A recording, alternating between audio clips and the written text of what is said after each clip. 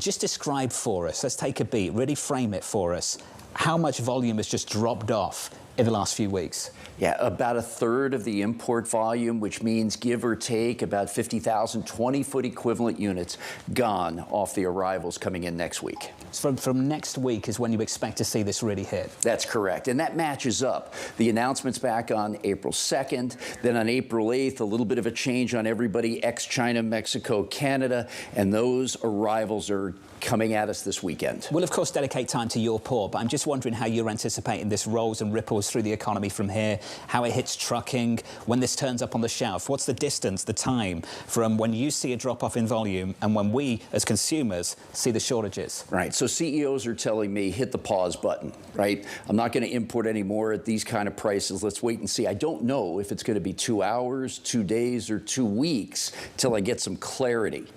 Then, hiring. Off the table for right now. Capital investment, pause. And the retailers are telling me that realistically, with even the 10%, I'm going to have to pass it on to the consumers.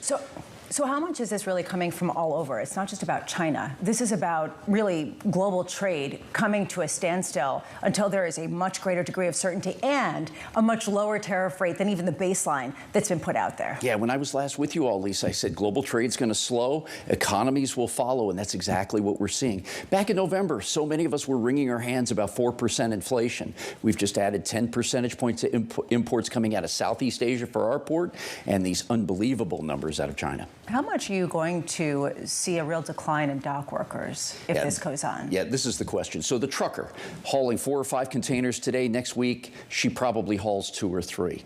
The dock workers are no longer going to see overtime and double shifts. They're going to probably work less than a traditional work week, starting right off the bat. Every 4 containers mean a job. So when we start dialing this back, it's less job opportunities. And what happens if we get a deal? If we get a deal, it's going to take about a month. Let me walk you through that real quick. About 2 weeks to get the ships repositioned around these major ports, from Qingdao to Shanghai to Xiamen, load up all those containers, and then another 2 weeks to steam across the Pacific to get to us. This is important because now we're talking about spring and summer fashion. So we're kind of at a crux here that we've got to have something pretty quick. And back to school, which is, I think, very critical when it comes to political pushback for this administration. We have a story out, it was anecdotal reporting as well. We've heard about China quietly starting to exempt about a quarter of U.S. imports.